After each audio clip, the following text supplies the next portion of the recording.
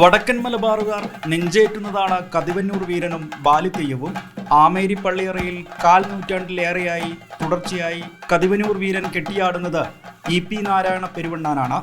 കീഴാറ്റൂർ വെച്ചിയൂട്ടുകാവിൽ 50 വർഷം തുടർച്ചയായി ബാലിതെയ്യവും കെട്ടിയാടുന്നു നാരായണ പെരുവണ്ണാൻ. ഈ അത്ഭുത പ്രതിഭയ്ക്ക് ഇപ്പോൾ പത്മശ്രീ പുരസ്കാരത്തിന്റെ പകിട്ട്. വളവട്ടണം മുച്ചിലോട്ടുകാവിൽ ഞാൻ തിരുമുടി വെക്കാൻ വേണ്ടിയിട്ട് വരുന്ന ദിവസം തന്നെ ഇവിടെ ഇത് അറിയാൻ കഴിഞ്ഞതിൽ അതിയായ സന്തോഷമുണ്ട്. 68കാരനായ നാരായണ പെരുവണ്ണാന്റെ തെയ്യം രംഗത്തെ സബരിക്ക് 6 പതിറ്റാണ്ടിലേറെ പഴക്കമുണ്ട്. 4-ാം വയസ്സിൽ ആടിവേടൻ കെട്ടിയാണ് ചുവട് വെച്ച് തുടങ്ങിയത്. 14-ാം വയസ്സ് മുതൽ അഴീക്കോട് കൃഷ്ണൻ പെരുവണ്ണാനിൽ നിന്ന് ഗുരുകുല സമ്പ്രദായ രീതിയിൽ കളരി അഭ്യാസ മുറകളും തെയ്യച്ചുവടുകളും തോറ്റംപാട്ടും അഭ്യസിച്ചു.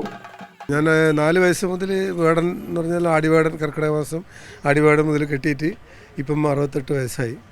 ഇപ്പം ഇതുവരെയും ഈ കോലത്തിൽ തന്നെ ഇഷ്ടം. പത്മശ്രീ പുരസ്കാരം സമുദായത്തിനും തെയ്യം കലാകാരന്മാർക്കുമുള്ള അംഗീകാരമാണെന്ന് നാരായണ പെരുവണ്ണാന്റെ സുഹൃത്തുക്കൾ പറയുന്നു. നമ്മൾ ഉത്തര കേരളത്തിലെ തെയ്യം കലാകാരന്മാർക്കും തെയ്യ ആസ്വാദകർക്കും നമ്മുടെ നാട്ടിനും അഭിമാനമായിട്ടുള്ള സംഭവമാണ് ഈ പത്മശ്രീ എന്ന് പറഞ്ഞ പുരസ്കാരം. അത് കിട്ടിയ മഹാത്മാവിന് യോഗ്യനാണ്. അതിൽ അങ്ങേയറ്റം സന്തോഷം. ഇത്തവണയും വളപട്ടണം മുച്ചിലോട്ടുകാവിൽ തുടർച്ചയായി 32-ാം വർഷം മുച്ചിലോട്ടമ്മയുടെ തിരുമുടി അണിയുകയാണ് നാരായണ പെരുവണ്ണാൻ.